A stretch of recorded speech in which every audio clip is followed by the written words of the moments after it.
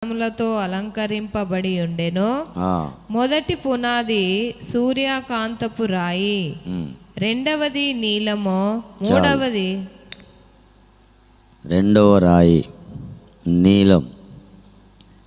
పట్టణం యొక్క పునాది రాళ్ళు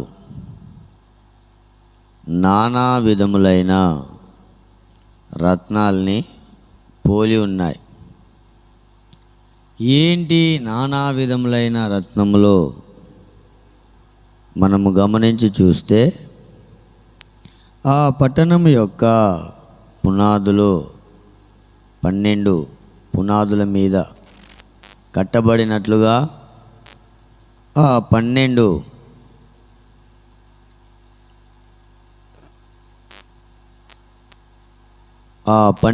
పునాది రాళ్ళు 12 మంది అపోస్తులకు గుర్తుగా లేదా సూచనగా ఉన్నారు.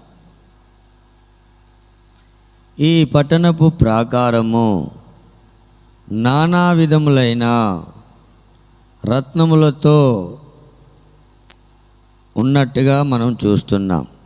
ఇది అపోస్తుల యొక్క వివిధ గుణగణాలకు సాదృశ్యంగా మనము చెప్పవచ్చు. గత వారంలో ఈ నూతన యెరూషలేము యొక్క ప్రాకార పునాది రాళ్ళు 12 పునాది రాళ్ళు నానా విధములైన రత్నములతో కట్టబడి ఉంది. అందులో మొట్టమొదటిది సూర్యకాంతపు రాయి అని మనం చూస్తున్నాం. ఈ సూర్యకాంతం రాయి కొన్ని రంగుల కలయిక కలిపి ఉన్నదే సూర్యకాంతపు రాయి. ఇది క్రీస్తు యొక్క నానా విధములైన గుణలక్షణాలకు పోల్చబడి ఉంది. దీని గురించి మనము ఇంకా ప్రధాన యాజకుని న్యాయ విధాన పథకం మీద చూస్తే నఫ్తాలి అనే రత్నం, సూర్యకాంతపు రత్నం మీద నఫ్తాలి అనే పేరు చెక్కబడినట్లుగా మనం చూస్తున్నాం. నఫ్తాలి అనే పేరు ఎందుకు వచ్చిందంటే, రాహేలు తన అక్క విషయమై పోరాడి గెలిచి తినని నఫ్తాలి అనే పేరు పెట్టినట్లుగా మనం చూస్తున్నాం. నఫ్తాలి అనగా పోరాడేవాడు, ఒక పోరాటం కలిగిన జీవితానికి గుర్తుగా ఉంది. సూర్యకాంతపు రాయిగా లేదా అనుభవాలుగా మనం మార్చబడాలి అంటే పోరాడగలిగిన ఒక అనుభవం మనకు ఉండాలని లేఖనం సెలవిస్తుంది. ఆ పోరాటాల్లో పాపంతో పోరాడాలి, సాతానుతో పోరాడాలి, లోకంతో పోరాడాలి. ఈ 3 పోరాటాలు ఎవరైతే పోరాడి గెలుస్తారో వాళ్ళలో ఒక జయ జీవితం అనేది వస్తుంది. అప్పుడు మనము ఆ అపోస్తులైన వారు లేదా 12 రాళ్ళు 12 మంది అపోస్తులకు పోల్చబడినట్లుగా వారు కూడా ఈ లోకంలో ఉన్నప్పుడు సాతాను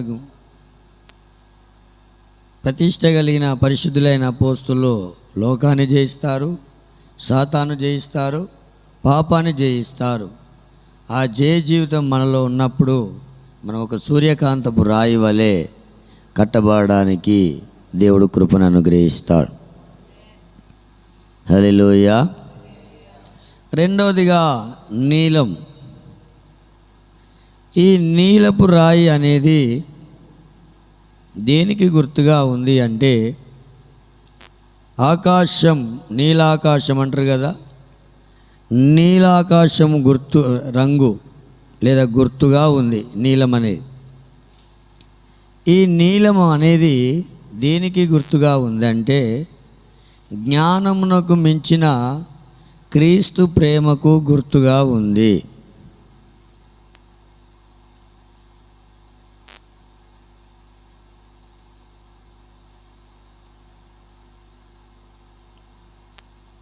నీలాకాశం అనేది ఒక మహాసాగరం వలె అతి విశాలమైంది.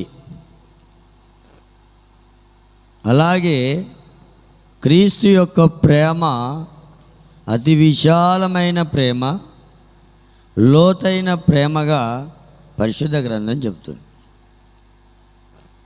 ఈ ప్రేమ గురించి పౌలు కూడా అంటాడు, జ్ఞానమునకు మించిన క్రీస్తు ప్రేమ మీరు తెలుసుకోవాలి. ఆ ప్రేమ యొక్క పొడుగు, ప్రేమ యొక్క వెడల్పు, ప్రేమ యొక్క లోతు, ప్రేమ యొక్క ఎత్తు ఎంతో మీరు తెలుసుకోవాలని నేను మీ నిమిత్తం ప్రార్థన చేస్తున్నానని పౌలు గారు చెప్తారు.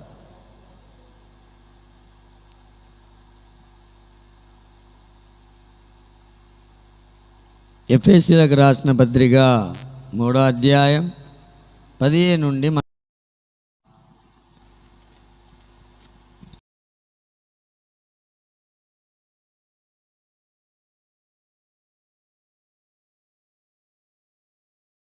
సమీపస్తులైన వారికిని సమాధాన సువార్తను ప్రకటించెను. ఆయన ద్వారానే మనము ఉభయులము ఒక్క ఆత్మ యందలి తండ్రి సన్నిధికి చేరగలిగి ఉన్నాము. కాబట్టి మీరిక మీదట పరజనులను పరదేశులనై ఉండక పరిశుద్ధులతో ఏక పట్టణస్థులు. 3వ అధ్యాయం 15 నుంచి మీరు అంతరంగ పురుషుని యందు శక్తి కలిగి ఆయన ఆత్మ వలన బలపరచబడినట్లుగాను క్రీస్తు మీ హృదయములలో విశ్వాసము ద్వారా నివసించునట్లుగాను తన మహిమైశ్వర్యము చొప్పున మీకు దయచేయవలననియు మీరు దేవుని సంపూర్ణత యందు పూర్ణులగునట్లుగా ప్రేమయందు వేరుపారి స్థిరపడి సమస్త పరిశుద్ధులతో కూడా దాని వెడల్పు, పొడుగు, లోతు, ఎత్తు ఎంతో గ్రహించుకొనుటకును జ్ఞానమునకు మించిన క్రీస్తు ప్రేమను తెలుసుకొనుటకును తగిన శక్తి గల వారు కావాలనని ప్రార్థించుచున్నాను. క్రీస్తు యొక్క ప్రేమలో ఈ ప్రతిష్ట గల సేవలో దొరికే ఒక అనుభవం ఏంటంటే, క్రీస్తు యొక్క ప్రేమలో వేరుపారి స్థిరపడి దాని సమస్త పరిశుద్ధులతో కూడా దాని పొడుగు, వెడల్పు, ఎత్తు ఎంతో ఆ ప్రత్యక్షత గల మనసు రావాలని ప్రార్థన చేస్తున్నా. జ్ఞానమునకు మించిన క్రీస్తు ప్రేమ నీలము అంటే ఈ జ్ఞానమునకు మించిన క్రీస్తు ప్రేమ మనలో ఉండాలి. దేవుడు ఎదురు చూస్తున్నాడు. పేతురు అనేక పరాజయాలు లేదా జీవితంలో ఓడిపోయి నిరాశ నిస్పృహలో ఉన్నప్పుడు ఆ పరాజయంతో అపజయంతో అతడు వేదనతో ఉన్నప్పుడు యేసుక్రీస్తు ప్రభు పునరుత్థానుడైన తర్వాత నీలో అనేకమైన లోపాలు అపజయాలు ఉన్నాయని అతన్ని గద్దించలేదు లేదా అతన్ని విమర్శించలేదు. యేసు ప్రభు పేతురుని అడిగిన విషయం ఏంటంటే, ఎన్ని పరాజయాలైనా వీరందరికంటే నీవు నన్ను ఎక్కువగా ప్రేమిస్తున్నావా? అక్కడ ప్రేమ గురించి మాట్లాడుతున్నాడు. ఆ ప్రేమ వీరందరికంటే ఎక్కువగా నీవు నన్ను ప్రేమిస్తున్నావా? ఆ పరాజయాల్లో అడుగుతున్నాడు. ఒకవేళ మన జీవితాల్లో ఏమైనా పరాజయాలు అపజయాలు ఒకవేళ ఉన్నా ఈ రాత్రి కూడా దేవుడు మనల్ని అడిగే ప్రశ్న ఏంటంటే, వీరందరికంటే ఎక్కువగా నీవు నన్ను ప్రేమిస్తున్నావా? అంటే దేవుడు ఆ మొట్టమొదటి అపోస్తుడైన పేతురు యొక్క అనుభవంలో దేవుడు ఎదురు చూసిన అనుభవం ఏంటయ్యా అంటే, దేవుణ్ణి ఎక్కువగా ప్రేమించాలి. జ్ఞానం మించిన క్రీస్తు ప్రేమను ఎక్కువగా తెలుసుకోవాలి. ఆ ప్రేమ యొక్క లోతుల్లోకి మనం వెళ్ళాలి. ఆ ప్రేమలో మనం స్థిరపడాలి. దాని పొడుగు, వెడల్పు, ఎత్తు, లోతు ఎంతో మనం తెలుసుకోవాలన్నదే దేవుని యొక్క ఉద్దేశమై ఉన్నది. అది నీలం రాయి యొక్క అనుభవమై ఉన్నది. హల్లెలూయా. పౌలు కూడా అంటాడు, ఏమని అంటే, క్రీస్తు ప్రేమ నుండి మమ్మల్ని ఎడబాపు వాడేవాడు?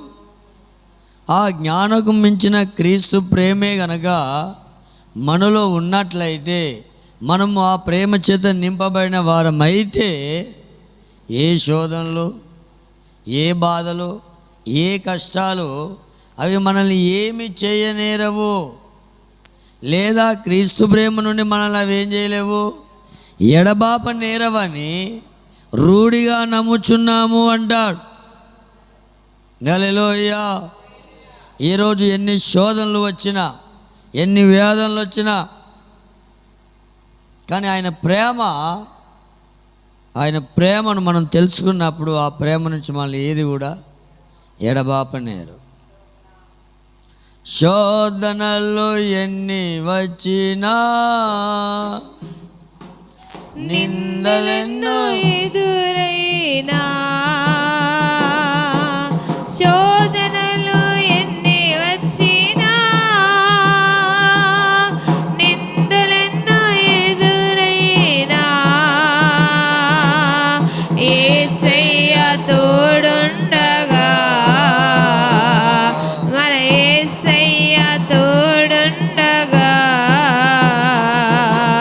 భయమేల మనకిలలో, భయమేల మనకిలలో, భయపడకు భయపడకు, ప్రభు నిన్ను చెయ్యి విడువాడు, భయపడకు భయపడకు, ప్రభు నిన్ను చెయ్యి విడువాడు. Praise the Lord. హల్లెలూయా. మన జీవితాల్లో అనేకమైన శోధనలు వచ్చినప్పుడు క్రీస్తు ప్రేమ మనలో నుండి ఏం కావాలి అంటే బయలుపరచబడాలి.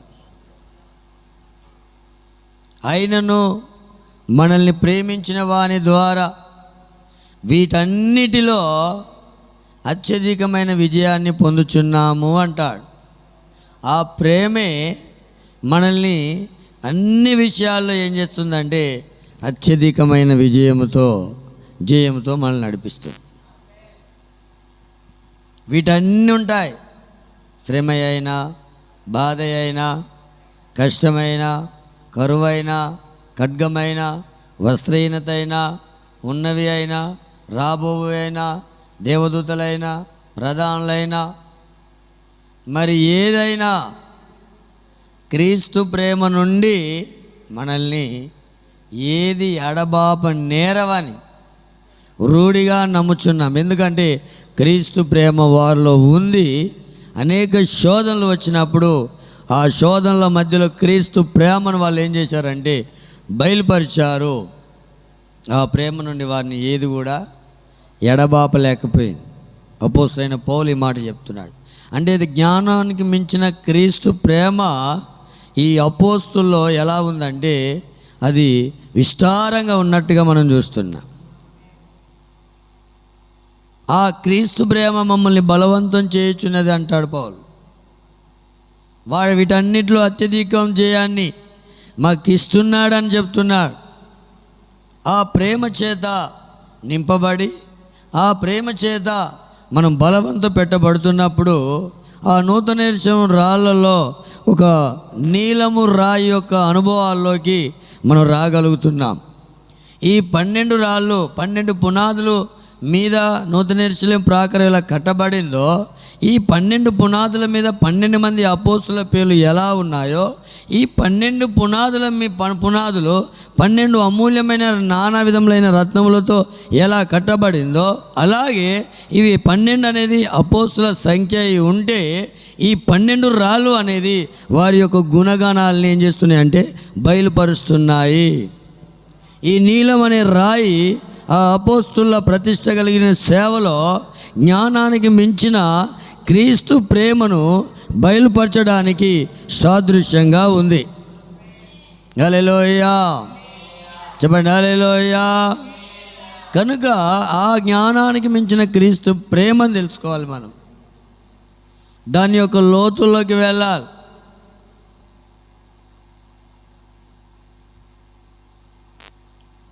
ప్రేమ దీర్ఘకాలం సహించును అన్నాడు పౌలు. ఎలా దీర్ఘకాలము అంటే, కొన్నిసార్లు కొరడాలతో ముమ్మారు కొట్టబడిన అనుభవాలు ఉన్నాయి. ఒకడు తక్కువ 40 దెబ్బలు 5 మార్లు తిన్నాడు. 5 3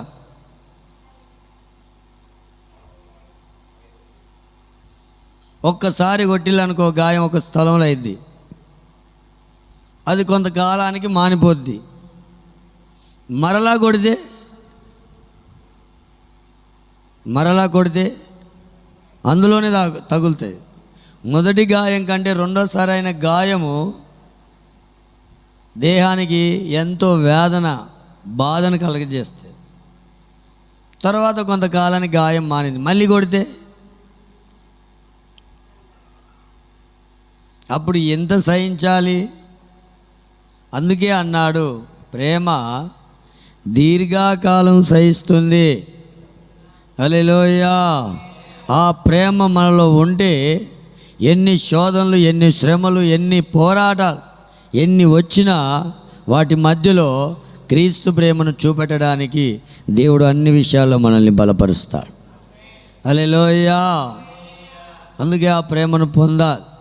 ఆ ప్రేమ పరిశుద్ధాత్మ అభిషేకం ద్వారా దేవుడు మన హృదయాల్లో ఈరోజు ఏం చేస్తున్నాడంటే కుమ్మరిస్తున్నాడు.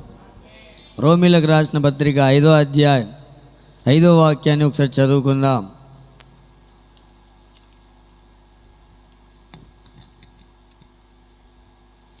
ఎందుకనగా ఈ నిరీక్షణ మనలను సిగ్గుపరచదు, మనకు అనుగ్రహింపబడిన పరిశుద్ధాత్మ ద్వారా దేవుని ప్రేమ మన హృదయములలో కుమ్మరింపబడి ఉన్నది. దేవుని యొక్క ప్రేమ మనలో ఏం కావాలి? కుమ్మరించబడాలి.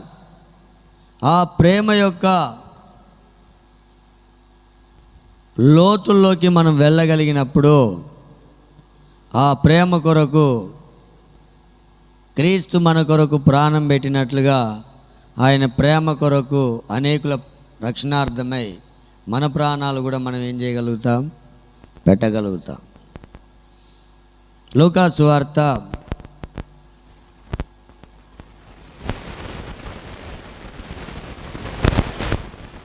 8వ రోమీలకు రాసిన పత్రిక ఒక మాట చదవండి, కొంచెం ముందుకెళ్ళి ప్రార్థన చేసుకుందాం. 8వ అధ్యాయం 38 39. మరణమైనను జీవమైనను దేవదూతలైనను ప్రధానులైనను ఉన్నవి అయినను రాబోవైనను అధికారులైనను ఎత్తైనను లోతైనను సృజింపబడినది మరి ఏదైనను మన ప్రభువైన యేసు క్రీస్తు నందలి దేవుని ప్రేమ నుండి మనలను ఎడబాప నేరవని రూఢిగా నమ్ముతున్నాను. స్తోత్రం, హల్లెలూయా. రూఢిగా నమ్ముతున్నాడు. జీవమైన మరణమైన అంటే ఆ ప్రేమ కొరకు అనేకుల రక్షణార్థమై పౌలు కూడా ఏం చేయాలనుకుంటున్నాడు? మరణం కావడానికి కూడా ఆయన సిద్ధపడుతున్నాడు. పౌలు కూడా, యేసయ్య కూడా ఒకసారి అంటాడు, నా కొరకు ప్రాణం పెట్టుదువా అంటాడు. మనం ఆయన మన కొరకు ప్రాణం పెట్టాడు. మనము కూడా ఆయన ప్రేమ కొరకు మన ప్రాణాలు మనం త్యాగం చేసుకోవాల్సిన వారమై ఉన్నాం. ఇదే అమూల్యమైన రత్నం యొక్క అనుభవానికి గుర్తుగా ఉంది. రెండవదిగా ఈ నీలము రాయి యొక్క అనుభవంలో నీలకాంతిమయమైనది ఒకటి ఉంది, అది ఆయన సింహాసనం మీద ఉంది. ప్రైజ్ ది లార్డ్, హల్లెలూయా. నిర్గమాకాండం 24వ అధ్యాయం 10వ వాక్యం.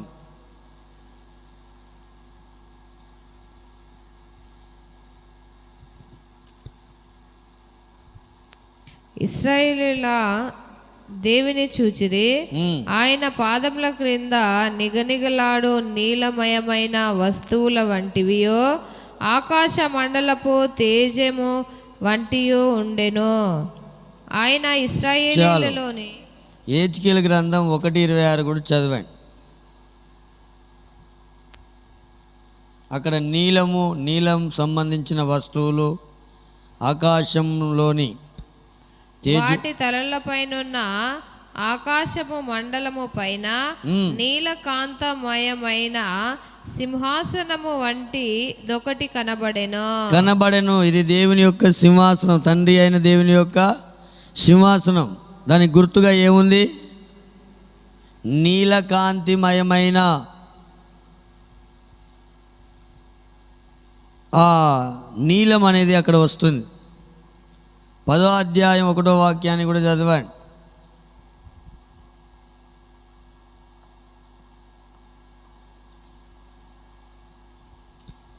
నేను చూచుచుండగా కేరుబులకు పైగానున్న ఆకాశపు మండలము వంటి దానిలో నీలకాంతమయమైన సింహాసనము. దేవుని యొక్క సింహాసనం ఎలా కనిపిస్తుంది? నీలకాంతమయమైన సింహాసనం అది. ఆ సింహాసనముకు ఈ నీలము అనేది అక్కడ పోల్చడం జరిగింది. ఏంటి అంటే ఆయన సింహాసనము ప్రేమ యొక్క సింహాసనమే ఆయన సింహాసనం. ఆ సింహాసనం మన హృదయాల్లో ఉండాలి అంటే ఆయన ప్రేమ మనలో ఉండాలి. ఆయన మన యందు తన ప్రేమ చేత దీర్ఘశాంతం వహించి మన పట్ల దేవుడు సంతోషిస్తున్నాడు. ఆ సింహాసనం నీలకాంతమయమైంది ఎలా ఉందో అలాగే అది ఆయన ప్రేమకే గుర్తుగా ఉన్నట్లుగా మనం అక్కడ తీసుకోవచ్చు. ఆ ప్రేమ ఈరోజు మనలో ఉండాలని దేవుడు కోరుకుంటున్నాడు. హల్లెలూయా. ఒకడు నన్ను ప్రేమించిన ఎడల వాడు నా ఆజ్ఞలు ఏం చేస్తాడు? గైకొంటాడు. దేవుని ఆజ్ఞలు గైకొనుటయే దేవుణ్ణి ప్రేమించుట. ఎప్పుడైతే మనం దేవుని ప్రేమించి దేవుని ఆజ్ఞలు గైకొని దేవుని యొక్క ప్రేమ చేత మనం ఎప్పుడైతే నింపబడతామో ఆ పరలోక సింహాసనము మన హృదయాల్లో ఏమవుతుందంటే స్థాపించబడుతుంది. హల్లెలూయా. అది నీలము రాయి యొక్క అనుభవం అయింది. ఆ సింహాసనం మనలో స్థాపించబడాలి. ఆయన సింహాసనంగా మన హృదయాలు ఆలయాలుగా మార్చబడాలి.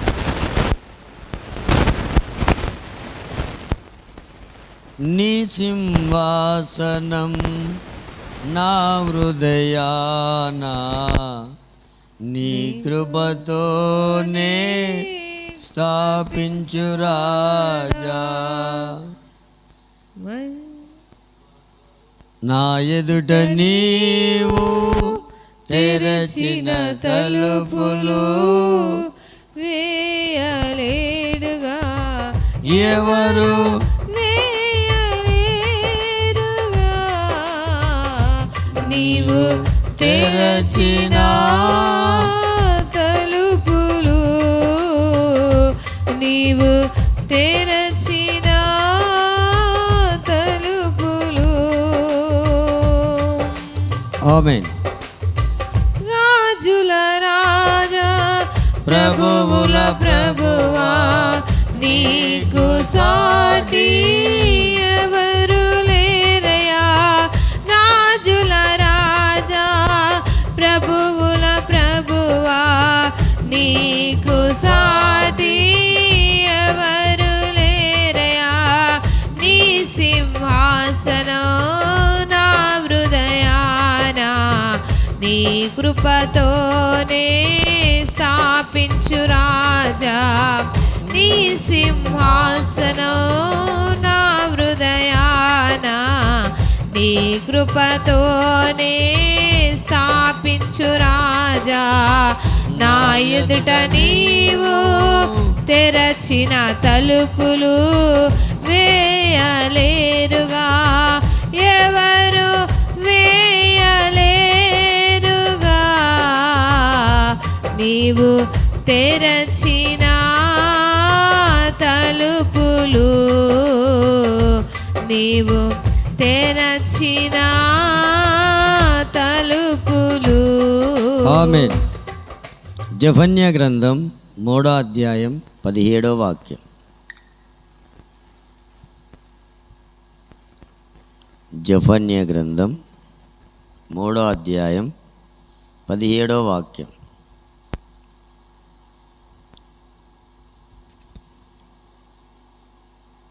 నీ దేవుడైన యెహోవా నీ మధ్య ఉన్నాడు, ఆయన శక్తిమంతుడు, ఆయన మిమ్మును రక్షించును, ఆయన బహు ఆనందముతో నీ అందు సంతోషించును, నీ అందు తనకున్న ప్రేమను బట్టి శాంతము వహించి నీ అందలి సంతోషము చేత ఆయన హర్షిస్తాడు. నీ అందలి ప్రేమ చేత. లేదా మనం దేవుని ఎక్కువగా మనం ప్రేమించి ఆయన ప్రేమ మనలో కలిగి ఉన్నప్పుడు దేవుడు మనలో ఏమవుతాడంటే విశ్రమిస్తాడు. మనము దేవునిలో విశ్రమిస్తాం ఆయన ప్రేమ ద్వారా. ఒకడు నన్ను ప్రేమించిన ఎడల వాడు నా ఆజ్ఞని ఏం చేస్తాడు? గైకొంటాడు. అందుకే కీర్తనకారుడు కూడా అన్నాడు, దేవా నీ చిత్తము నెరవేర్చుట నాకు సంతోషం, నీ ధర్మశాస్త్రము నా అంతర్యంలో ఉంది అంటున్నాడు. ఆయన లేఖనాలు, ఆయన ఆజ్ఞలు, కట్టడలు మన హృదయంలో ఎప్పుడైతే కలిగి ఉంటామో అప్పుడు మనం ఎవరిని ప్రేమిస్తున్నామంటే దేవిని ప్రేమిస్తున్నాము. ఆ ప్రేమ చేత మనం ఏమవుతున్నాము? నింపబడుతున్నాము. ఆ ప్రేమ మనలో ఉంటే మనలో దేవుడు విశ్రమిస్తాడు. దేవునిలో మనము కూడా ఆయన ప్రేమలో మనం విశ్రమించడానికి ఆస్కారంగా ఉంటుంది. హల్లెలూయా. ఈ దేవుని యొక్క ప్రేమే నీలపు రాయి యొక్క సాదృశ్యం. ఆ రాయిగా ఆ పట్టణ పునాదుల మీద ఎలా ఉందో ఆ అనుభవాలు మనలో ఉన్నప్పుడు ఆ పునాదుల మించి మనము గుమ్మాల గుండా నూతనేశలోకి వెళ్ళిపోతాం. హల్లెలూయా. ఇదే మార్గం, మరొక మార్గాలు ఏమీ లేవు.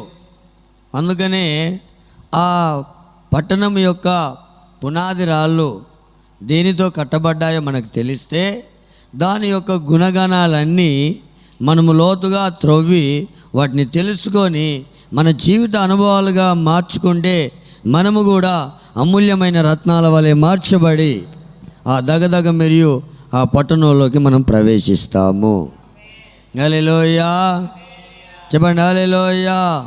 కనుక ప్రేమ అనేది, దేవుని ప్రేమించుట అనేది, దేవుని ప్రేమ చేత నింపబడటం అనేది అది దేవుని యొక్క సింహాసనానికి గుర్తుగా నీలము రంగు ఎలా ఉందో ఆయన సింహాసనం మనలో స్థాపించబడినట్లుగా ఆ దైవిక ప్రేమ చేత ఈ దినం మనం నింపబడుదుముగాక. ప్రార్థన చేసుకుందాం మోకరించి. స్తోత్రము నాయనా, స్తోత్రం స్తోత్రం స్తోత్రం తండ్రి, మీకు స్తోత్రాలు. మీ దైవిక ప్రేమ చేత నింపండి ప్రభువా. అయ్యా, నీలము రంగు అది నీలకాంతమయమైన ఆకాశపు గుర్తుగా అతి విశాలమైనదిగా మీ ప్రేమ లోతైందిగా ఉన్నట్టుగా మేము చూస్తున్నాం ప్రభా. ఆ జ్ఞానమునకు మించిన క్రీస్తు ప్రేమను మనం తెలుసుకోవాలని దేవుడు మనతో మాట్లాడుతున్నాడు.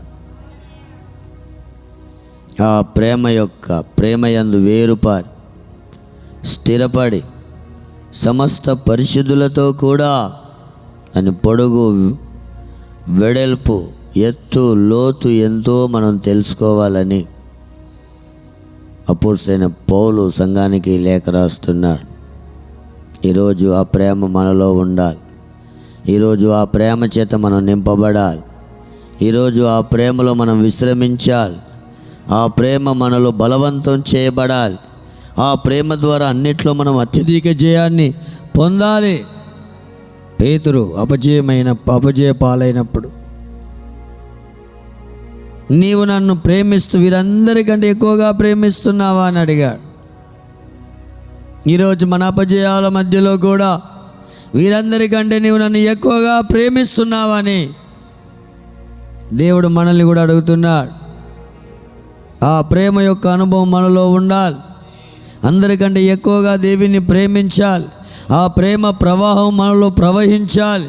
ఆరని ప్రేమాది, ఆర్పజ్వాలని జ్వాలాది, ఆ ప్రేమ అనే జ్వాల, ఆ ప్రేమ మనలో అది ఒక ప్రవాహం వల్ల ఎప్పుడైతే ప్రవహిస్తుందో ఆ ప్రేమ ప్రవాహానికి ఎదురుగా శోధనలైనా, వేదనలైనా, బాధలైనా, ఇరుకులైన, ఇబ్బందులైన, వస్త్రహీనతైనా, ఉన్నవి అయినా, రాబోవు అయినా, మరి ఏదైనా క్రీస్తు ప్రేమ నుండి మనల్ని ఎడబాప నేరవని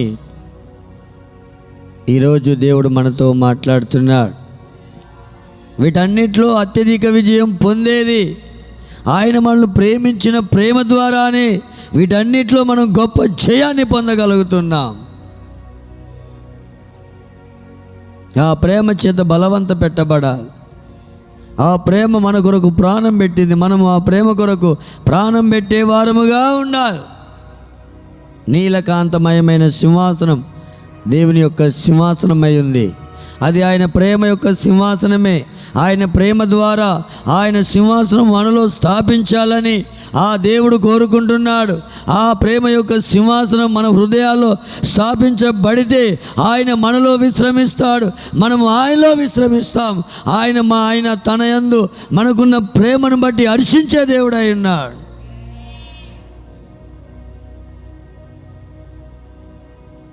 ఒకడు నన్ను ప్రేమించిన ఎడల వాడు నా ఆజ్ఞలు గైకొను అన్నాడు. దేవుని ఆజ్ఞలు గైకొంటే దేవుని ప్రేమించుడా. దేవా నీ చిత్తము చేయుట సంతోషం, నీ ధర్మశాస్త్రం ఆంతర్యంలో ఉన్నది అంటున్నాడు. ఈరోజు ఆయన ప్రేమ మనలో ఉన్నట్లయితే ఆయన మనలో విశ్రమించబోతున్నాడు. మనము ఆయనలో విశ్రమిస్తా ఆ ప్రేమ చేత నింపబడి ఆ ప్రేమ యొక్క సింహాసనం మనలో ఎప్పుడైతే స్థాపించబడుతుందో ఆ ప్రేమ చేత మనం నింపబడతామో మనమే ఒక నీలపు రాయి యొక్క గుణగణాలు మన జీవిత అనుభవాలుగా మనం మార్చుకోబోతున్నాం.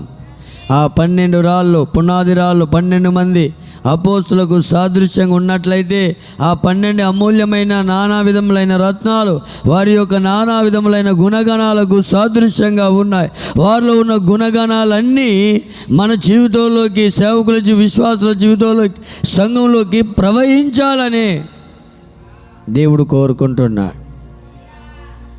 అలాంటి కృప దేవా నాకు దయచేయి ప్రభువా. అలాంటి 12 మంది అపోస్తుల పునాది మీద నా జీవితం కట్టబడాలి ప్రభువా. నీ లేఖనానుసారంగా